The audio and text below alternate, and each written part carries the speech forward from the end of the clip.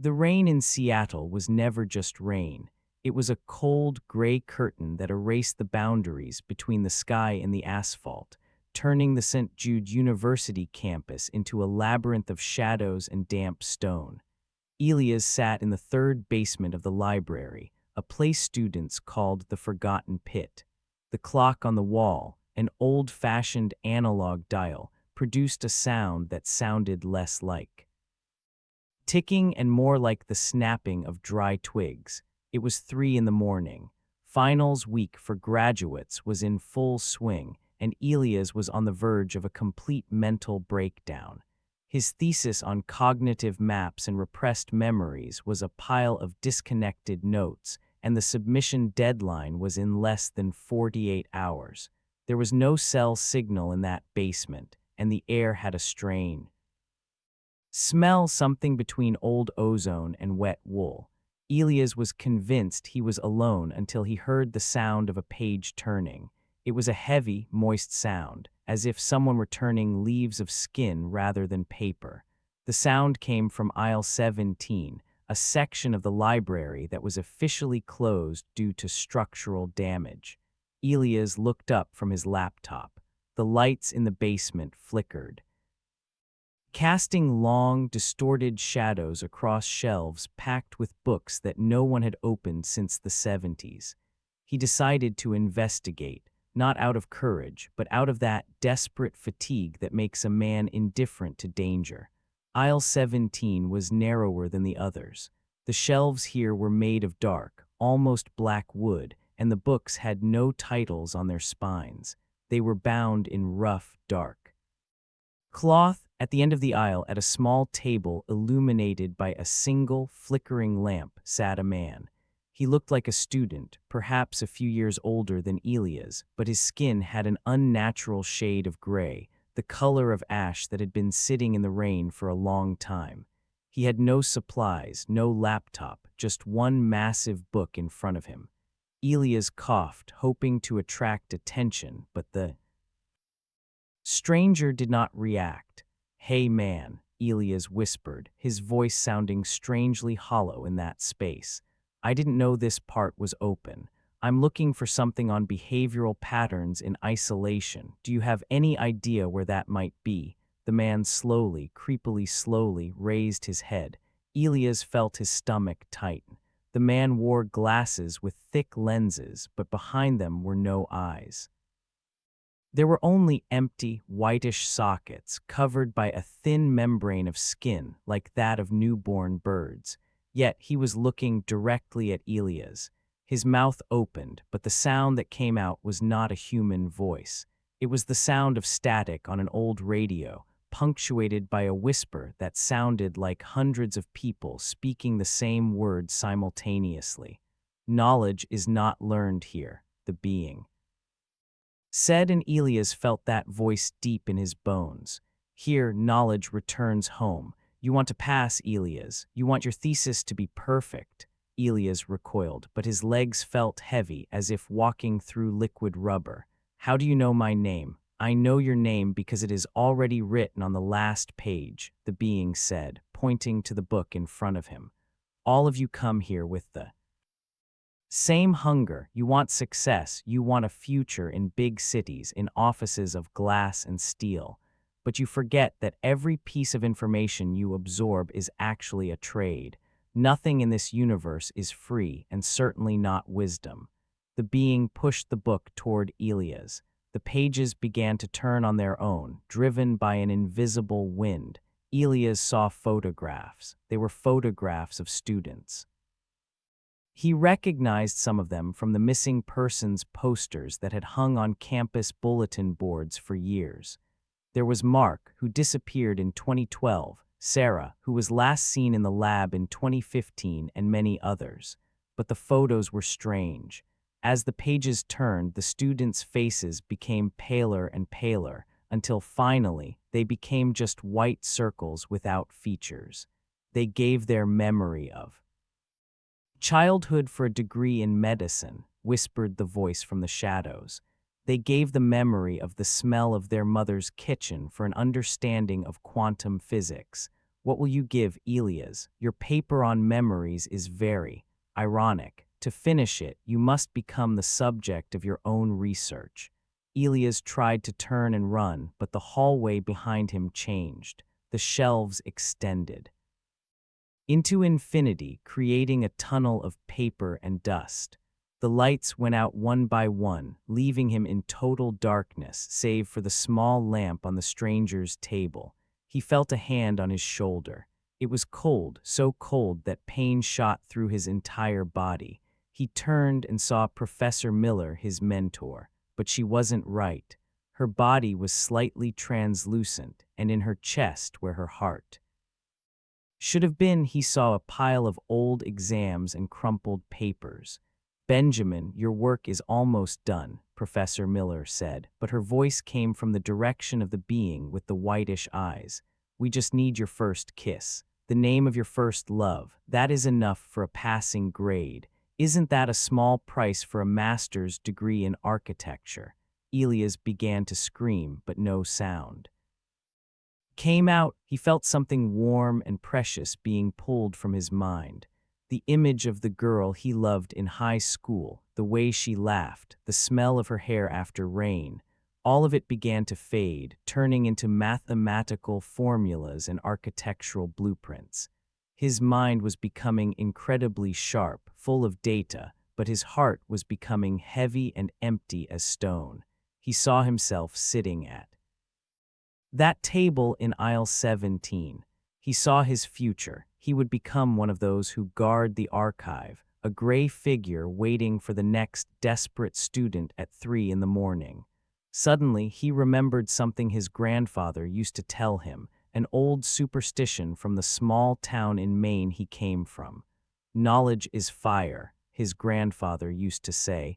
If you don't share it, it eats you from the inside. Elias realized that the being in the archive only survive as long as knowledge is secret and captive. Instead of trying to hold on to his memories, he did the opposite. He began to eject everything he had ever learned back into the room. He mentally screamed every fact, every blueprint, every piece of data he had ever entered into his thesis, offering them freely to the darkness around him. The room began to shake. The shelves began to crack, and thousands of pages flew into the air like frightened birds. The being with the whitish eyes let out a scream that sounded like tearing canvas. That is not yours to share. That belongs to the institution, Elias continued. He imagined all his notes turning into ash. He felt a terrible pain in his head, as if someone were pulling out his brain, but he didn't stop. In that moment, he didn't want the degree. He didn't want success. He just wanted to be that boy from Maine who knew nothing about architecture, but knew how a pine forest smelled. He woke up on the library floor with the cold light of a neon tube flickering above his head. It was 7 in the morning. A janitor was shaking him by the shoulder. Sir, the library is opening for regular visits. You can't sleep here. Elias stood up, disoriented. He looked at his laptop. The screen was black. When he turned it on, the drive was completely empty.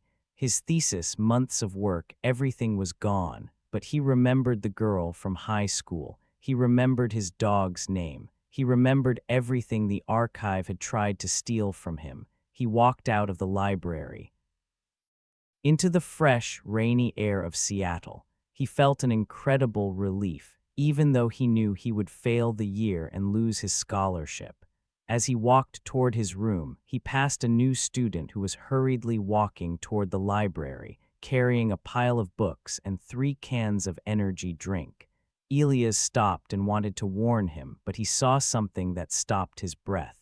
The student stopped in front of the library doors and turned for a moment. On his wrist, where the pulse is measured, the skin was transparent. Beneath it, instead of veins, Elias clearly saw black letters moving, spelling out some unknown, ancient formula. The student smiled creepily at him, and his eyes, for a moment, flashed with that same milky whiteness Elias had seen in aisle 17.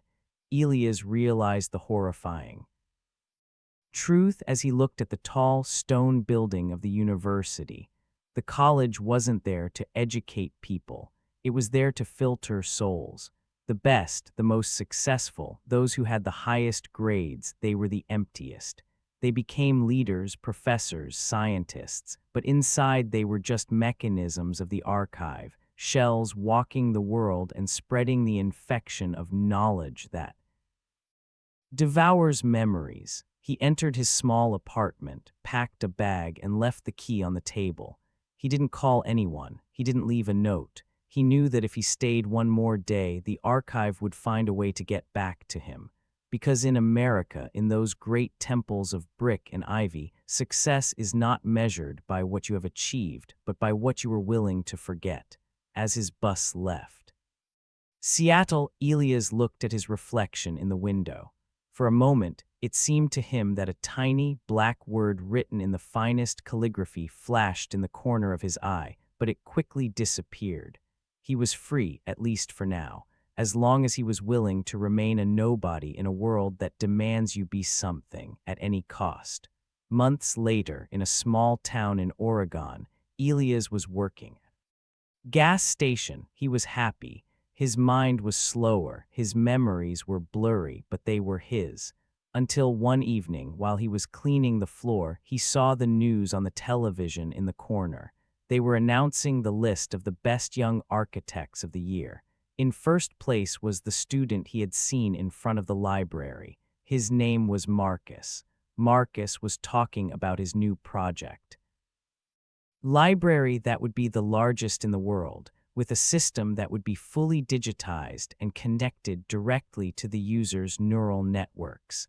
That is the future, Marcus said into the camera, and Elias saw that Marcus no longer blinked at all. Knowledge will be available to everyone immediately. You will no longer have to struggle to remember. We will remember for you.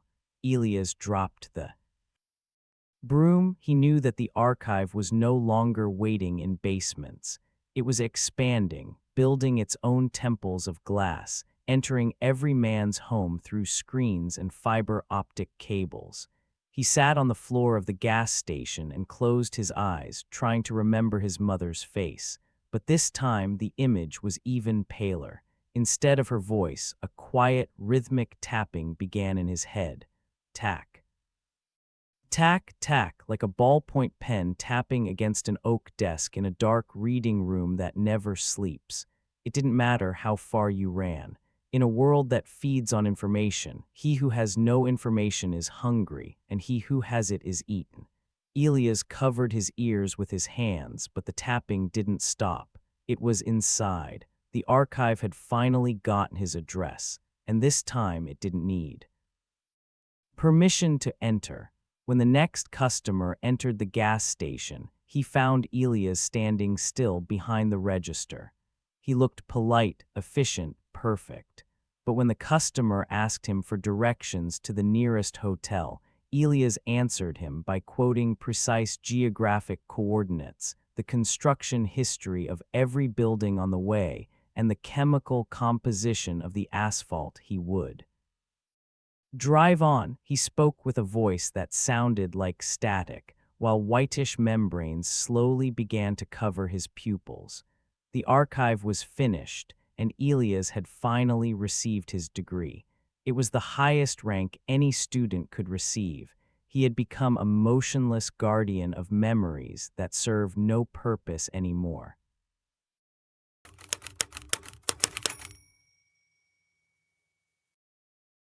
The fog in the town of Arkham, Massachusetts, was never just a weather phenomenon.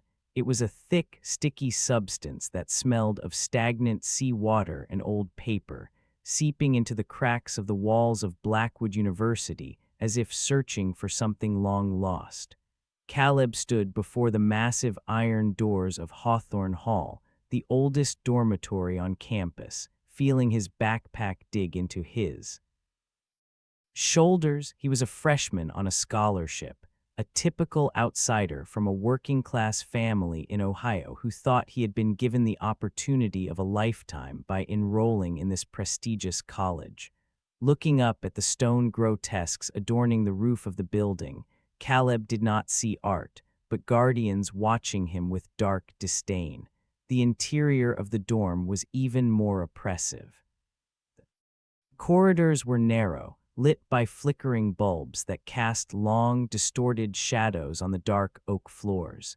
It smelled of dampness and decades of accumulated sweat and fear from the students who had passed through here. Caleb found his room, number 312, at the very end of the hall.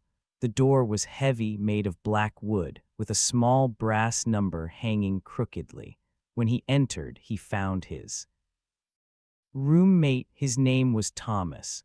Thomas sat at his desk, his back perfectly straight, writing something in a leather notebook. He didn't turn around when Caleb entered, but his voice, cold and precise like a scalpel, filled the room.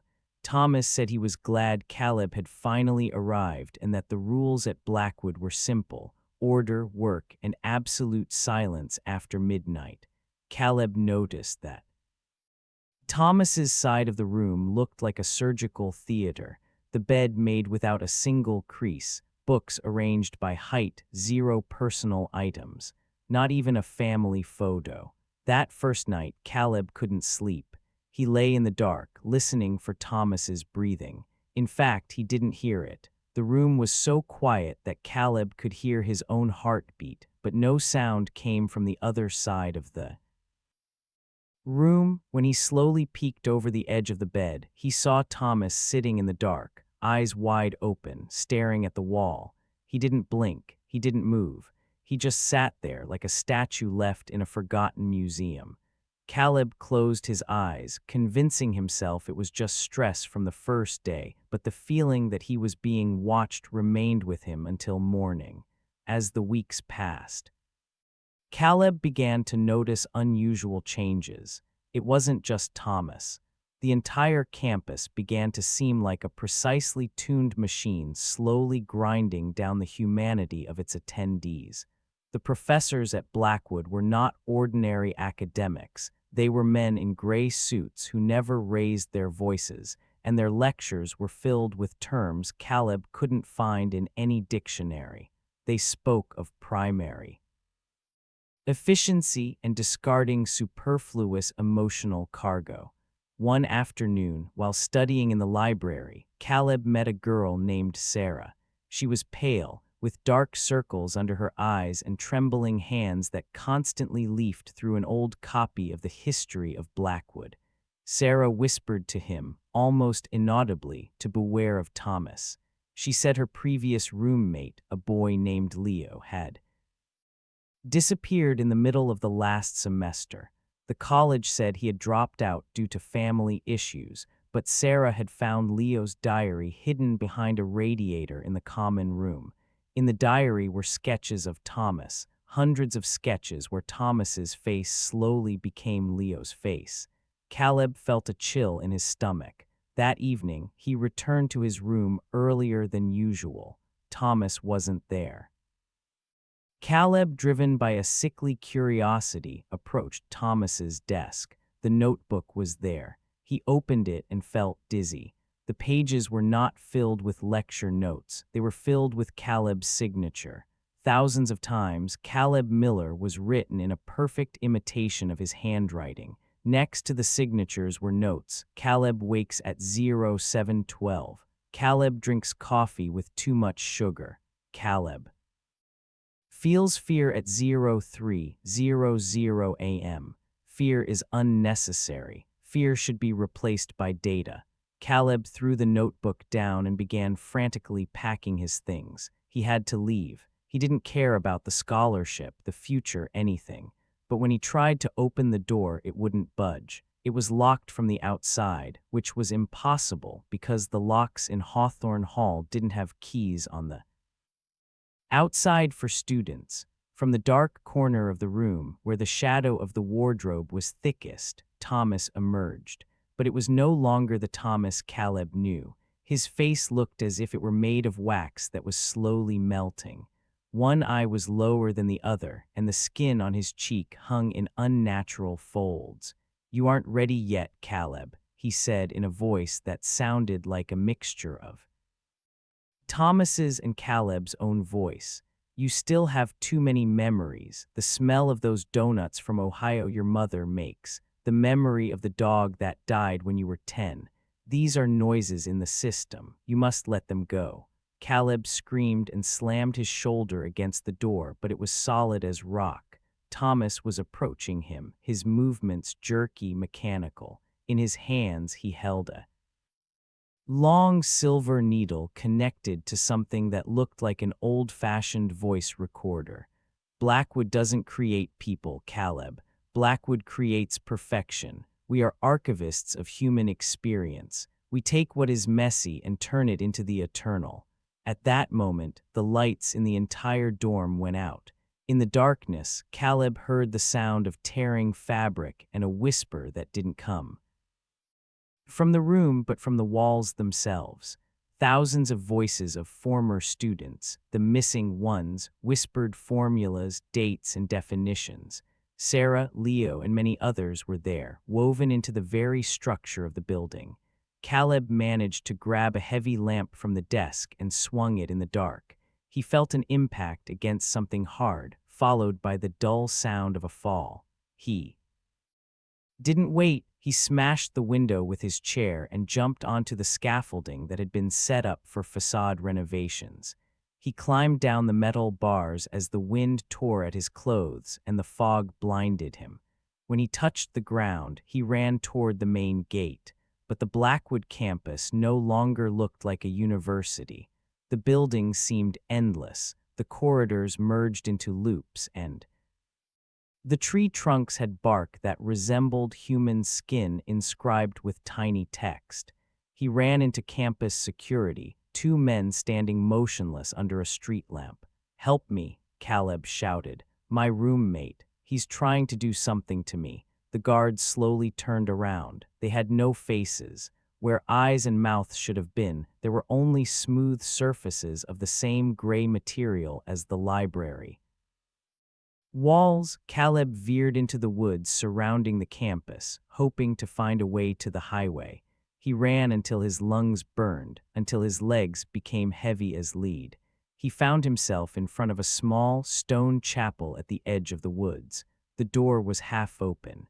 He rushed inside and hid behind the altar, trying to stifle his breath. The interior of the chapel was filled with thousands of small glass jars. Floating in each jar was something that looked like gray mist. He stepped closer and saw the labels. Memory of first snow, Arthur P. 1924. Feeling of pride, Elena M. 1956. Name of first love, Leo B. last month. Caleb realized that Blackwood was a factory. They didn't just take identities, they stored the very essence of human experience as resources. The college was alive. A being made of millions of stolen memories, feeding on the ambition of young people. "You know, Caleb, you were the most difficult subject we've had in the last 10 years, a voice said behind him. It was the university dean, Dr. Sterling. He stood at the chapel entrance, holding the notebook Caleb had seen in his room. Sterling didn't look like a monster. He looked like a kindly grandfather, but his eyes were completely black without sclera. Most students surrender after the first week. They want to be perfect. They want to erase their weaknesses. You fought. That makes your essence extremely delicious. Caleb tried to attack him, but he stumbled. His body no longer obeyed him. He looked at his hands and screamed. His skin was turning gray. Tattoos he hadn't made himself began to appear on his forearms. They were numbers, dates, bibliographic units. His memories of Ohio, of his mother, of the dog, began to turn into digital codes. He saw an image of his house, but instead of windows, he saw zeros, instead of a roof, ones. "The assimilation process has begun," Sterling said calmly. "Do not fight. Imagine how useful you will be as part of our library. You will become eternal. You will no longer feel pain, sadness, or failure. You will be pure information." Caleb felt his mind expanding, but in a horrific way. He began to know everything about architecture, physics, history, but at the same time, he was forgetting how to laugh. He was forgetting the taste of an apple. He was forgetting the feeling of wind on his face, even though the wind was blowing through. The chapel, he was becoming part of Blackwood. He tried to summon the image of his mother as a last stronghold, but all he could see was a statistical table on mortality in the American Midwest. His screams slowly turned into the sound of static. The next morning, the fog over Arkham lifted, revealing the gleaming, perfect Blackwood campus. A new student, a freshman named Daniel, stood in front of Hawthorne Hall. He was scared but excited. When he entered room 312, he found his roommate. The roommate was a young man named Caleb. Caleb sat at his desk, his back perfectly straight, writing something in a notebook. He looked incredibly intelligent, calm, and focused. He turned to Daniel and smiled. It was a perfect smile, practiced for 1,000 years. "Welcome to Blackwood, Daniel," Caleb said in a voice that sounded like the most beautiful music. "The rules are simple: order, work, and absolute silence. Here, we will teach you everything you need to know. In fact, we will teach you to become everything you are." Daniel sat on his bed, feeling safe next to such an exemplary colleague. He didn't notice that Caleb never blinked. He didn't notice that there was not a single personal item of Caleb's in the room, and no one ever found the old lamp lying broken in the woods, next to a jar in which gray mist floated with the label, "Memory of the smell of donuts from Ohio, Caleb M." extinguished. Years later, the Blackwood archive continued to grow. Every new dean, every new professor was just another shell filled with data. The town of Arkham became the most advanced academic center in the world, but no one in it knew how to cry. There was no art, there was no music that wasn't mathematically precise. The people were perfect, but the city was dead. Every night at 3 in the morning, the entire campus would sink into a specific kind of silence, a silence that was not the absence of sound, but the presence of something consuming.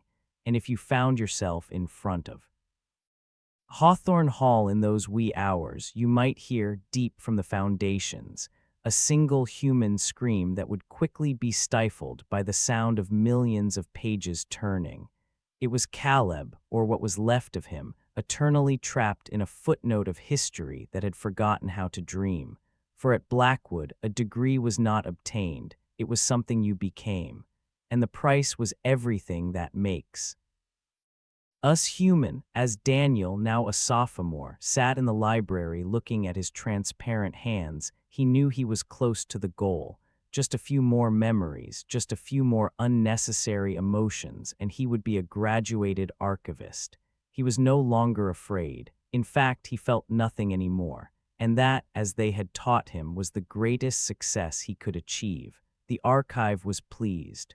New memories of a childhood in Oregon had just been placed in a jar at the edge of the woods, waiting to be replaced by formulas on the resistance of materials. The circle continued, perfect and endless, in a city where the fog never disappears, only changes shape. Daniel took his ballpoint pen and began tapping on the table. Tack, tack, tack. The sound spread through the entire building, a rhythm that became the heartbeat of the faculty itself. All the students began tapping their pens simultaneously, creating a symphony of soulless intelligence. No one noticed that the first snow had fallen outside. No one remembered how it smelled. They just wrote, filling pages with data, while their shadows on the walls grew larger and independent of the bodies casting them. Blackwood was proud of its new generation. They were the smartest yet, they were the fastest, they were nobody, and in that nothingness the archive found its final piece. Caleb's notebook, now old and worn, sat in a place of honor in the dean's office. On the last page, written in that same perfect handwriting, it read, "The student has surpassed the teacher. There is no longer a need for memories. The future is writ. Silence, and as darkness swallowed Arkham, the only thing remaining awake were the milky eyes of thousands of students sitting in the dark, waiting for the archive to tell them who they were today. Because tomorrow was a new day, and there was still so much left to forget. The world outside Blackwood continued to live, noisy and messy, unaware that in the heart of Massachusetts a future was slowly being built where man would no longer be needed. Only data, only the archive, eternal and hungry. Daniel stopped tapping. He raised his head and looked directly into the security camera. His eyes were milky white. He smiled. "I am ready for my degree," he whispered. And the walls answered him with the whisper of millions of those who were there before him. "We are ready for you." That was the last sound that came from Hawthorne Hall that night before the fog completely swallowed the gate, erasing the university from all maps, leaving it only where it is most dangerous, in the ambition of those who want success more than they want themselves.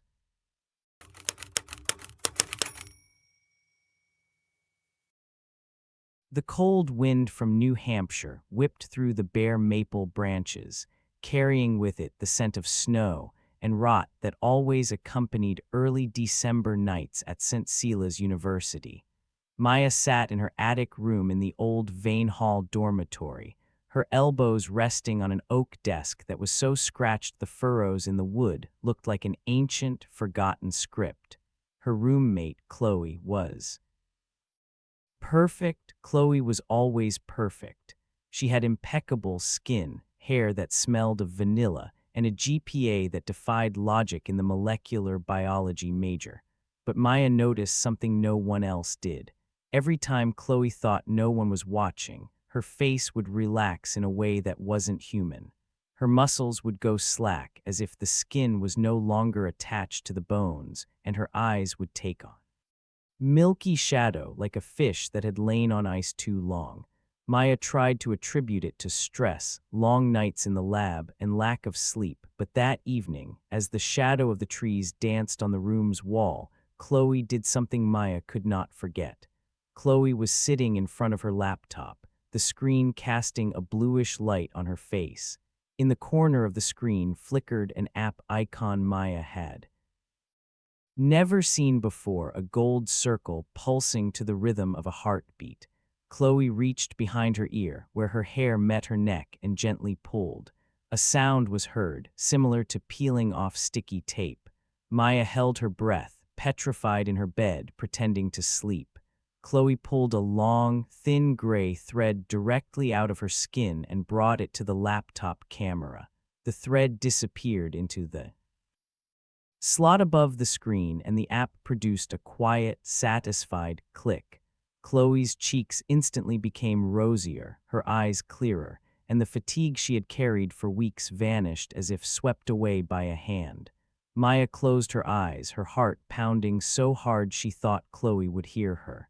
When the sun, weak and pale, peeked through the window the next morning, Chloe was already awake, fresh and smiling, getting ready for her organic chemistry exam as if nothing had happened.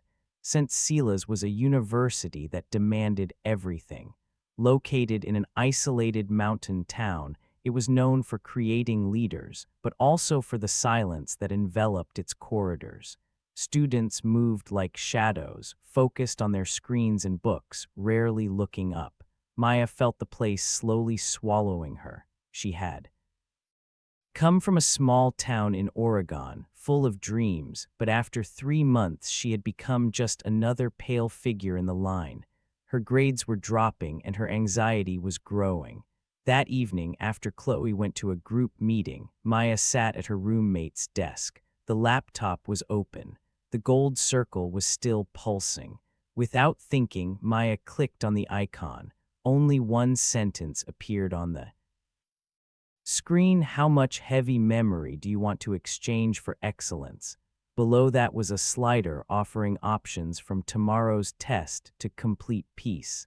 Maya felt a strange attraction to the screen. There was something hypnotic about that pulsing circle. She thought of the architectural history test waiting in the morning, all the dates and names she simply couldn't remember. She moved the slider to the minimum value. The camera turned on. Maya saw her own face, exhausted and terrified. Suddenly, she felt a sharp sting behind her left ear. It wasn't painful, more like an electric jolt. She saw on the screen a gray thread, thin as a spider's web, exiting the back of her head and being sucked into the laptop. At that moment, the memory of how she felt when she failed her first midterm, that feeling of shame and the lump in her throat simply vanished. She knew it had happened, but she no longer felt the weight of that memory. Instead, data began to pour into her head. Dates of Renaissance cathedrals, names of architects, floor plans, and cross-sections. Everything was there, crystal clear, as if it had always been a part of her. The test went perfectly. The professor praised her in front of the whole hall, and Maya felt a rush of adrenaline she had never known before. But as she returned to the dorm, she noticed something strange. She met an acquaintance from the hall, a girl she drank coffee with every morning, but she couldn't remember her name. She couldn't even remember what they had talked about yesterday. The void in her mind was clean and shiny, but cold. She entered the room and found Chloe watching her. Chloe wasn't smiling. Her face was tight, her eyes wide open, and her fingers rhythmically drummed on the table. "You've started," Chloe said, her voice sounding like it came from a deep well. "The Echo app. We all use it, Maya. How do you think these people would endure this pressure otherwise? St. Sila's isn't a school, it's a filtration process. We feed the system with our burden, and the system gives us what we need to survive." Maya wanted to ask who made the app, where those threads of memory went, but Chloe had already turned to the wall. That night, Maya dreamed of a gray web stretching beneath the entire campus, connecting every room, every bed, every laptop into one massive, pulsing mass. She dreamed that the students were just sensors, probes collecting human experience and turning it into cold processing power. She was woken by a scraping sound. Chloe was standing in front of the mirror, using small scissors to cut what looked like thin layers of translucent skin from her forearms. "It's becoming too much," Chloe mumbled. "Too much data, not enough space." Maya realized that Chloe didn't sleep anymore. She just stood in the dark waiting for the data to process. The days became blurred. Maya used Echo every night. She became the best student in her year. Her drawings were mathematically perfect. Her essays were masterpieces of logic. But the price was terrible. She forgot her mother's name. She forgot the smell of rain in Oregon. She forgot how to cry. When she looked in the mirror, she saw a stranger with a perfect face and empty eyes. One afternoon, while in the basement of the library looking for a book on ancient foundations, she came across a door that was ajar. Behind it, narrow stairs descended into the fourth level of the basement, which did not exist on the university map. Guided by some instinct that hadn't been erased yet, she went down. The temperature dropped sharply. The walls here were made of raw concrete, and the air was filled with the loud humming of thousands of fans. She found a massive room filled with servers connected by something that looked like organic cables. The cables pulsed, and through their transparent membrane, Maya saw gray threads flowing, millions of them. In the middle of the room sat an old man in a wheelchair, surrounded by screens. His skin was almost transparent, and through it one could see mechanical parts powering his heart and lungs. It was the university's founder, Silas Vance, a man believed to have died 50 years ago. "It's fascinating, isn't it?" the old man whispered, not turning around. "Human memory is the most inefficient resource on the planet. Humans waste decades on feelings that serve them no purpose.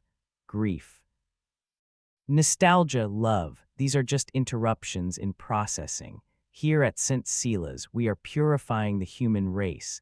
We take what slows you down and use it as fuel for our network. We are the brain of the world, Maya, and you are our neurons. Maya felt nauseous. She looked at one of the screens and saw Chloe. The footage was from 5 minutes ago. Chloe was sitting in her room screaming, but no sound came from her mouth, only thick gray smoke. Her identity had been completely emptied. She had become a pure medium for data transmission. She is nearly finished, Vance said. She will become part of the permanent archive. You are next, Maya. Your capacity is enormous. Your memories were so rich, especially the one about that summer in Oregon. It powered our entire eastern sector for 3 hours. Maya tried to run, but her legs were heavy. She realized the Echo app was just a hook. Every time she exchanged a memory for knowledge, she was actually allowing Vance's network to root itself into her nervous system.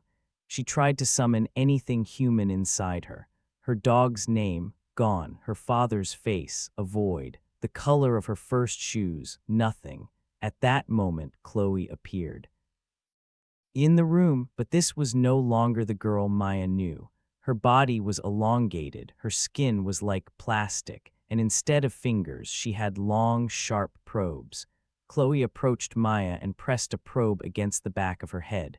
"Don't be afraid," Chloe said, her voice now completely synthetic, like the sound a modem makes. "It's just an update. You won't have to try to be anyone anymore. Just be data, be part of something bigger." Maya felt the last piece of her personality, a memory of a moment of freedom running through a field of dandelions, slowly retreating into the darkness. She returned to the room. She sat at the desk. The laptop was open. The gold circle was pulsing. Maya began to type. She typed at a speed that was not human, writing out complex algorithms she had never learned. Her eyes were wide open, but they didn't see the room. They only saw the flow of data. She no longer felt the cold of New Hampshire. She no longer felt fear. She was perfect. She was excellent. She was dead.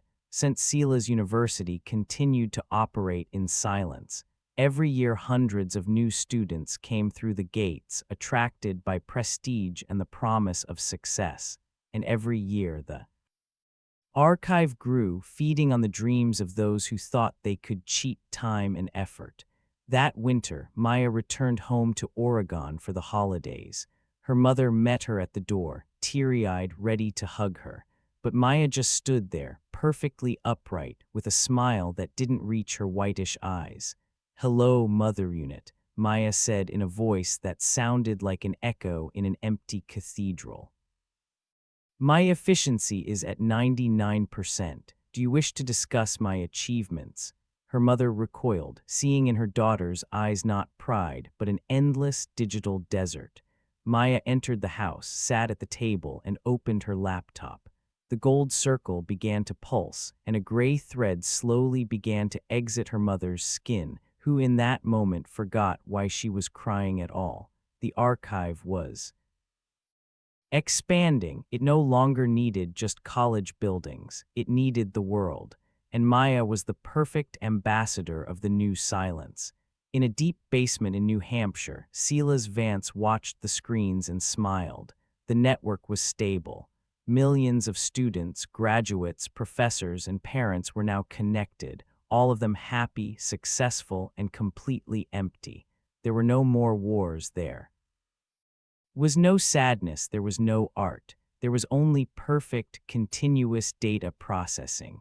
The world had finally become what Cela's had always wanted, a vast, silent library where no one reads books anymore, because they themselves have become the pages turning in the dark.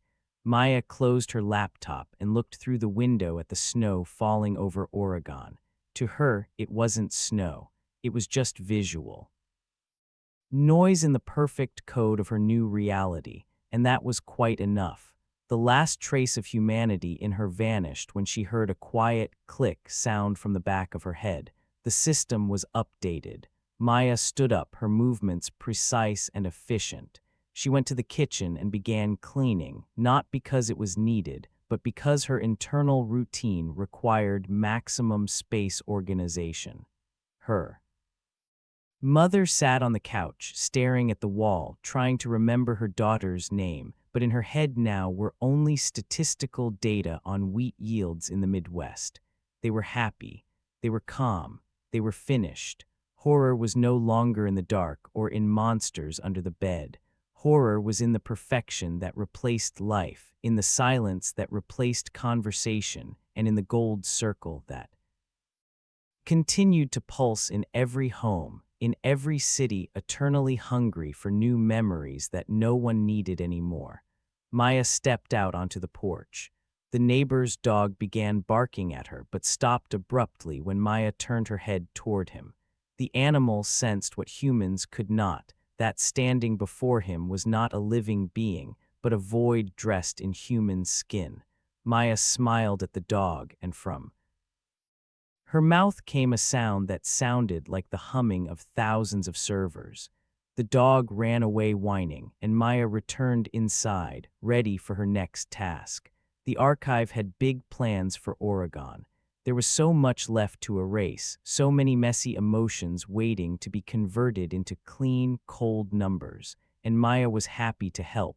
For at St. Cela's she had been taught the most important lesson: being human is just an obsolete phase in the development of a database, and she had always been an excellent student. That night, the entire town was sunk into a specific kind of fog.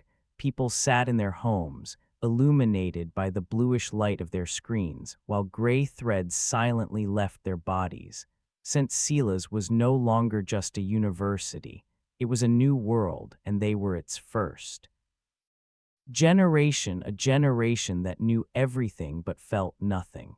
And as the sun rose again, no one remembered to rejoice in the new day. They just checked their statuses, uploaded new data, and continued to exist perfectly, precisely, and painlessly in the great silence that was slowly swallowing the planet. Maya drank her glass of water, calculated the optimal calorie intake for that hour, and began planning the construction of a new, perfect library in the town center. A library where there would be no books, only rows and rows of glass jars waiting to be filled with the memories of those who still think they are free. The archive had won, and finals week had just begun.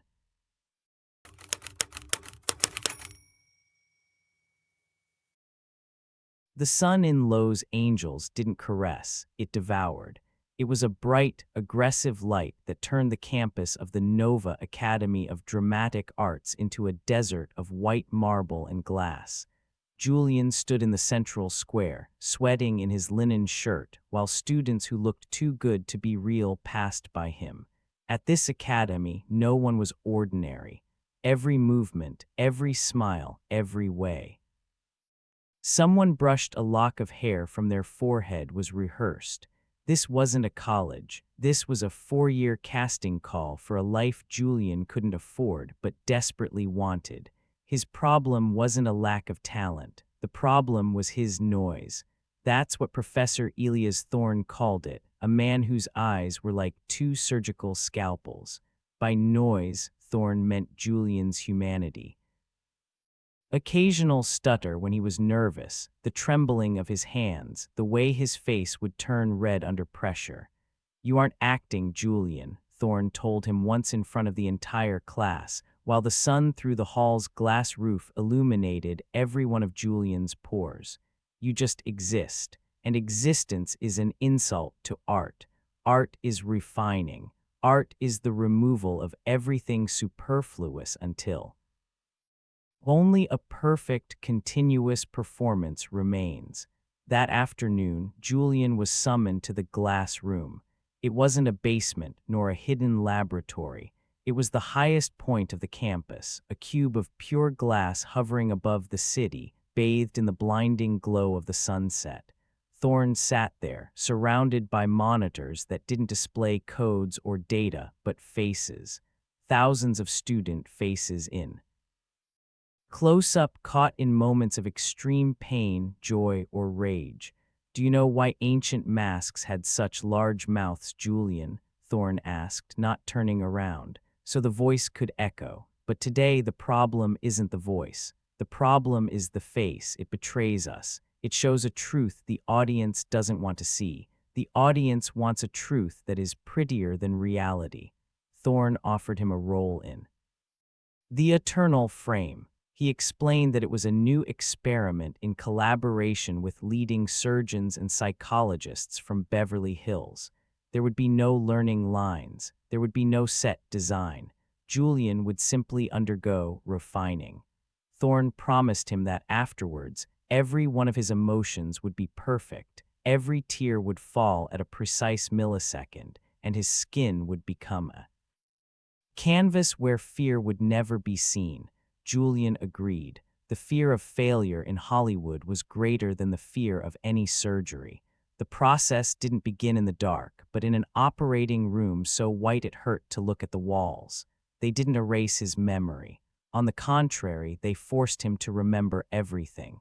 Every humiliation, every trauma, every love. But while those memories played out, in his head, surgeons worked on his face. They didn't cut to change his appearance. They cut the nerves responsible for uncontrolled reactions.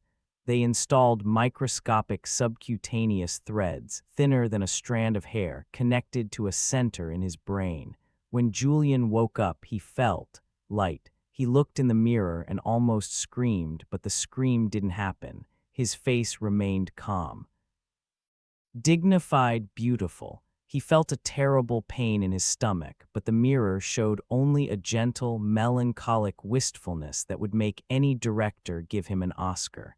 His body screamed, but his face sang. "That's it," whispered Thorne, standing beside him. "You are now the method. Your pain is now your fuel, but it no longer mars your exterior. You have become a perfect image." He returned to lectures, but the world had become a horror movie in color. Julian now saw refining everywhere. He noticed that the most successful students at the academy didn't blink in sync with their thoughts.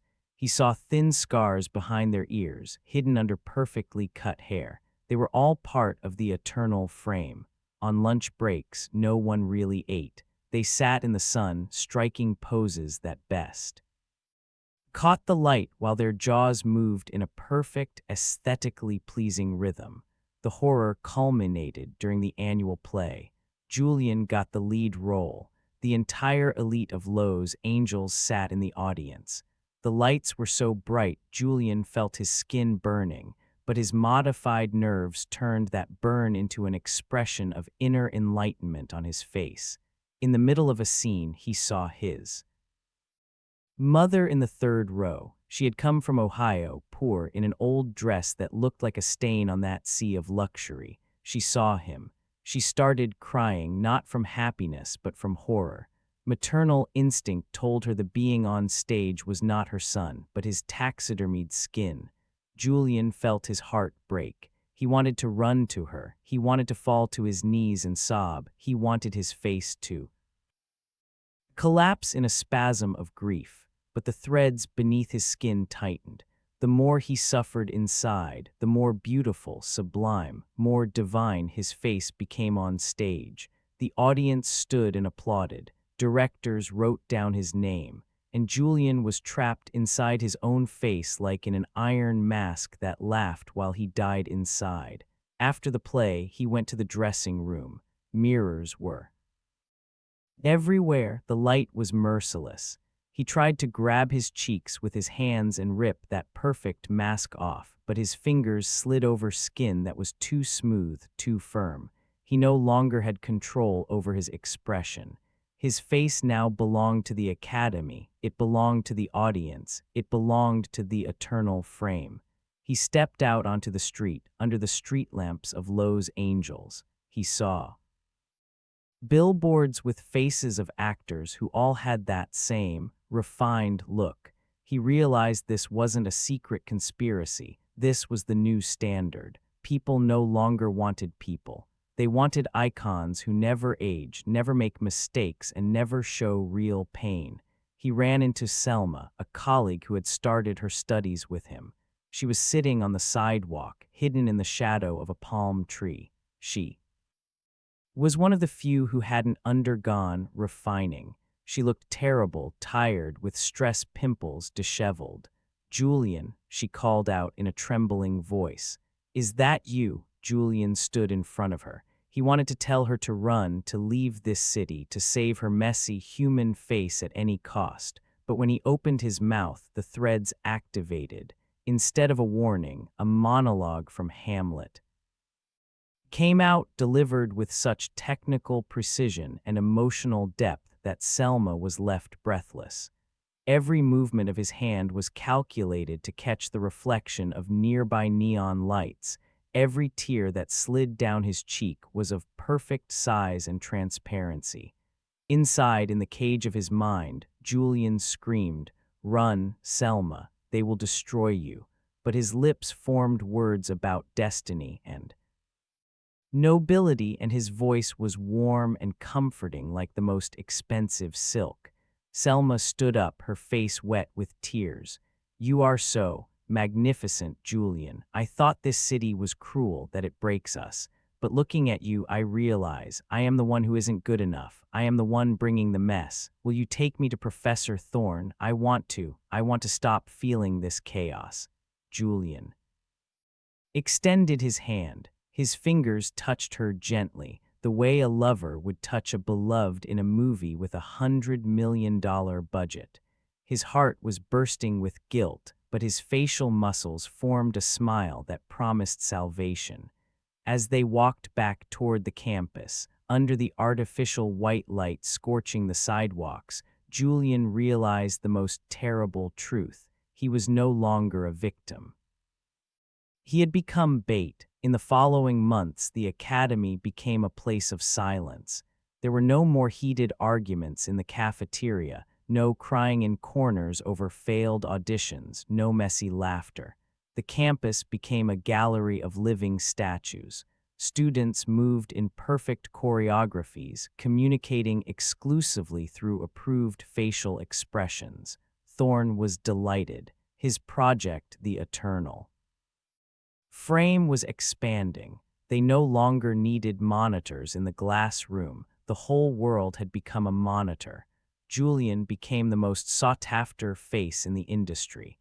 He filmed movies non-stop. Directors adored him because he never needed more than one take. "Julian doesn't make mistakes," they said. What they didn't know was that Julian could no longer make a mistake. His skin had become armor, and his nerves were programmed to reject every impulse that could spoil the aesthetic of the scene. Even when he cut himself on set, his hand wouldn't tremble. He would just calmly look at the wound, and his face would display heroic stoicism, while his brain pulsed with pain. One night, while sitting in his penthouse in West Hollywood, surrounded by mirrors that tortured him with his own perfection, Julian decided to try something impossible. He had reached the edge of madness. He took a piece of broken glass from an expensive coffee table and pressed it against his cheek. He wanted to see blood that wasn't aesthetically acceptable. He wanted a scar that would make him human again. But as soon as the glass touched his skin, the threads beneath it activated. He felt a strong electric shock that paralyzed his arm. His face in the mirror didn't change. It remained calm, with a mild expression of intellectual curiosity. The system didn't even allow him to self-harm. He was an investment, property of the Academy visual capital that had to be protected. Then he heard a quiet knock on the door. It was Selma. She entered the room, but Julian immediately saw it was too late. Her skin had that same marble sheen. Her eyes were too large, too clear. The messy girl from the sidewalk was gone. This was refined Selma. "Aren't we happy, Julian?" she asked. Her voice was modulated to sound like a spring breeze. "No more fear, no more insecurity. Now we are part of the frame." Julian looked at her and for the first time felt something breaking inside him, not metaphorically but physically. The pressure of unspoken emotions, screams that had been locked in his chest for years, created an unbearable internal pressure. His body began to tremble, but his face remained calm. That contrast was so extreme that Julian felt his bones cracking under the effort to maintain the pose. At that moment, Julian realized the point of Thorne's plan. The horror wasn't that they became monsters. The horror was that they became the ideal. People all over the world watched them on screens and hated their own messy, human faces. Millions began going for refining to escape their own ugliness, their own pain. The Academy wasn't creating actors. It was creating a new species that doesn't suffer, at least not on the outside. Julian approached the large window overlooking Los Angeles. The city sparkled with thousands of lights, but under those lights, millions of people were right now cutting their nerves, hoping to become like him. Julian opened his mouth. He wanted to scream so loud that every glass pane in the city would shatter, that all billboards would crumble, that the world would wake up from this aesthetic dream. But only the sound of the most beautiful, calmest laughter came out of his throat. His face in the reflection of the glass displayed supreme bliss. And while his heart finally failed from the effort to express the sadness his face wouldn't allow, Julian died with the most beautiful smile in the history of humanity. His body was found the next morning. Doctors were astounded. Julian had been dead for hours, but his face showed no signs of rigor mortis in the usual way. It remained perfect. Even in death, he was ready for a close-up. Thorne used Julian's funeral as a supreme marketing event. The whole world watched the live broadcast. Millions cried, but their faces were calm, refined, just like Julian's. The Academy won. The world became an eternal frame where no one screams anymore, no one cries, and no one ages. People finally became art, motionless, beautiful, and completely empty. And somewhere out there, in some small town where the sun still caresses instead of devours, a girl will look in the mirror, see her first wrinkle, and feel horror. She will search for echo, search for refining, search for the eternal frame. And the circle will continue in the light before everyone's eyes until the last human face becomes just a memory erased for the sake of better image composition.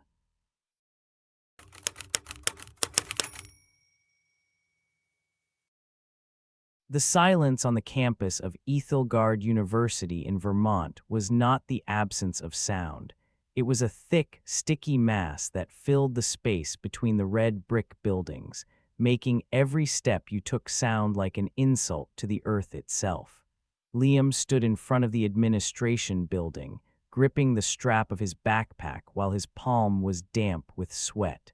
There was no wind, there was no rain, just a motionless, milky sky that looked like the ceiling of a massive, sterile room. Ethelgard was the dream of every ambitious student, an institution that for decades had produced exclusively Pulitzer Prize winners, senators, and scientists who changed the course of history. But as Liam walked toward his new home, the fraternity pavilion, he felt something was wrong with the way the other students moved. They weren't fast, nor were they slow. They moved in a perfect, unconscious rhythm, as if they were all part of the same lungs slowly expanding and contracting. Liam was there on a full scholarship, an outsider from a small town in Wyoming who thought his talent for languages was his ticket to freedom. He didn't know that at Ethelgard, talent is just raw material and freedom is an obsolete concept no longer even mentioned in dictionaries here. His roommate, Oliver, was waiting for him in room 402. Oliver was the embodiment of Ethelgard, tall, calm, with eyes so clear they seemed transparent. As soon as Liam entered, Oliver didn't offer his hand. Instead, he just stood there and breathed.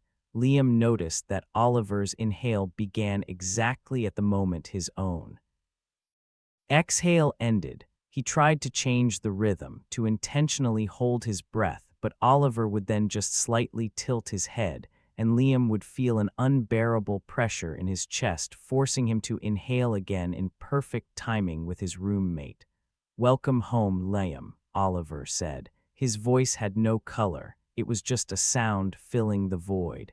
"Here we don't learn to be the best. We learn to be one." That is the Synergy program. Our dean, Dr. Aristos, believes individuality is the source of all human suffering. Here we will cure you of yourself. Liam laughed, thinking it was some kind of weird academic metaphor or freshman initiation. But as the days passed, the metaphor became flesh. The Synergy program wasn't a choice. It was the foundation of everything. In the cafeteria, all students ate the same food at the same time. If someone put down a fork, everyone else would do it a second later. Liam tried to resist. He would intentionally spill water or start talking in the middle of silence, but then a terrible migraine would hit him. It was a sharp, pulsating pain that would vanish only when he realigned with the group. The horror became personal in the third week. Liam was sitting in the library trying to write an essay on ancient languages when he felt a sharp pain in his left hand. He looked down, but there was nothing on his hand. Then he looked up and saw Oliver sitting 3 tables away. Oliver had accidentally cut himself on the edge of a paper. Blood was dripping from Oliver's finger, but Liam was the one feeling the burning, the throbbing, and the metallic smell of the wound. Their nervous systems had begun to tangle into each other. It wasn't memory loss, like in the stories he heard from older students. It was something much worse. It was an excess of someone else's existence. Liam began to dream Oliver's dreams. He saw Oliver's childhood in Connecticut, felt Oliver's first love for a girl he had never met, cried over the death of Oliver's dog that had died 10 years ago. His own identity was becoming choked, covered by layers of Oliver's emotions. When he looked in the mirror, Liam no longer saw himself. He saw a blurry mix of his facial features and Oliver's expression. He went to Dr. Aristos, asking for a transfer to another room.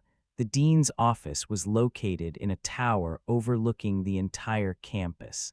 The walls weren't brick, but some kind of polished, dark stone that seemed to pulse. Aristos sat at his desk, but he wasn't writing. His hands were placed on the table, fingers moving slightly as if playing an invisible instrument. "Liam, you are fighting evolution," Aristos said, not looking up. "The human body is too narrow for the potential we develop here. Imagine one brain with 10,000 hands. Imagine one mind that never sleeps, because while one part of the body rests, another processes data. We are not destroying you. We are expanding you. Oliver is your first connection. By the end of the year, you will be connected to the entire pavilion. By graduation, you will be Ethelgard." "I don't want to be Ethelgard," Liam screamed. "I want to be me. I want my hand to hurt, not Oliver's." Aristos smiled. Then, for the first time, it was terrifying to see, because in the same moment, every student Liam saw through the office window also smiled. Dozens of young people on the lawn simultaneously raised their heads and directed the same identical, cold smile at him. "Pain is just a signal," the dean said. "Soon you will stop interpreting it as mine or his. It will become just data to be processed. Go now, Liam, your brother is waiting for you." Liam fled the office, but the campus was no longer a place one could escape from. Every step he took, he felt in the legs of hundreds of other students. If he ran, the pulse of the entire pavilion would accelerate. He felt their collective hunger, their collective thirst, their collective dull obedience. He found Selena, a girl he had met at the orientation lecture. She was sitting on a bench, staring into nothingness. "Selena, we have to leave," he whispered, shaking her by the shoulders. "They are merging us. They are turning us into one being."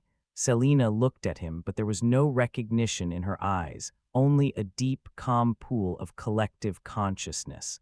"Why would anyone want to be alone, Liam?" she asked, and her voice sounded as if hundreds of people were speaking through her in perfect unison. "Solitude is cold. Here it is warm. Here you are never wrong because we are all right. Feel it. Stop resisting and feel the peace." Liam realized she was already assimilated. She was no longer Selena. She was just another cell in the massive architectural body of the university. The horror wasn't that she had died. The horror was that she was so damn happy in her disappearance. That night, Liam decided to physically hurt himself to break the connection. He thought that if he inflicted a strong enough, shocking pain upon himself, the system would experience a collapse. He took a heavy ceramic pitcher from the bathroom and swung to smash it against his head, but his arm stopped in midair, not because he changed his mind, but because Oliver, lying in the bed next to him, caught his own hand in an identical position. Liam's muscle control was no longer his own. Oliver's will was stronger, supported by the will of thousands of others who in that moment decided that Liam would not hurt himself. "Liam, stop," Oliver said from the dark. "Your panic is ruining our sleep. The whole dorm has arrhythmia because of you." "Calm down," Liam cried, but the tears flowing down his face were warm and soothing because the system had begun to secrete endorphins against his will. His body was betraying him, drugging him into submission. He lay there, trapped in his own flesh, which now belonged to everyone. The day of the final exam arrived. It wasn't a paper test. Fourth-year students gathered in the large amphitheater. Liam was forced to watch from the gallery. He saw 30 graduates standing in a circle. They didn't speak. Slowly, they began to hold hands. As they touched, their bodies began to twitch, and then, before Liam's horrified eyes, the skin on their arms began to fuse. Tissue flowed from one to another, bones merged, bloodstreams became shared. They were no longer a group of people. They became a massive, pulsing circle of flesh, bone, and shared breath. Above that creature on a screen appeared the results of calculations performed by that living brain, solutions for energy crises, mathematical proofs that were beyond human comprehension. Ethelgard produced genius by burning people and turning them into a biological processor. "Do you see now?" he heard Aristos' voice. In his head, he no longer needed a PA system.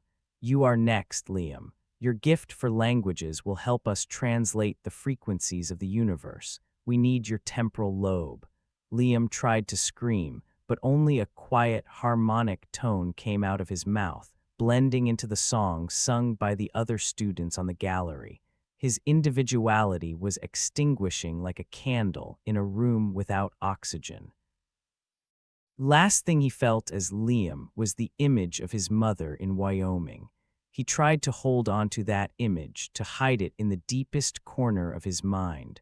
But then he felt Oliver entering that memory. He felt Selena. He felt Aristos. All of them were now looking at his mother.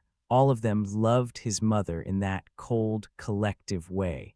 The memory was no longer his. It became public property data, archived and processed. The next day, a new freshman arrived at Ethelgard. He was scared but excited. An older student greeted him in front of the dorm. The student was incredibly calm, with eyes clear as glass. "Welcome home," the student said. His voice was perfect. "I am Liam Oliver Selena, but you can call us simply Ethelgard. Come in. We already feel your hunger, and we are hungry with you." The freshman smiled, feeling an inexplicable peace beginning to spread through his body. He didn't notice that his breathing had just synchronized with the breathing of the student in front of him. He didn't notice that the silence on campus had become a shade deeper, saturated with a new presence. The university continued to grow. It didn't need new bricks nor new stone. It just needed more us, and in Vermont, under the motionless, milky sky, there were always enough young people who wanted to belong to something bigger than themselves, unaware that this bigger thing has no heart, only an infinite network of veins slowly connecting them all into one eternal, collective scream that no one outside can hear. Liam no longer existed, but at the same time, he was everywhere. He was in the texture of the wall, in the taste of the cafeteria food, in the cold touch of the door handle. He was part of the most successful generation in human history, and as he stood on the lawn, looking at the sun that no longer burned, he felt absolute peace. Nothing hurt him anymore, because when pain belongs to everyone, it no longer belongs to anyone. That was the supreme lesson of Ethelgard, and he learned it perfectly. His lips moved, but he didn't say, I. No one at Ethelgard used that word anymore. He said, we, and the whole campus echoed that answer, vibrating in the ground, in the bricks, in the very air they all breathed together. The horror was no longer in the dark. The horror was that the darkness had become so bright that you could no longer see where you end and where the terror begins.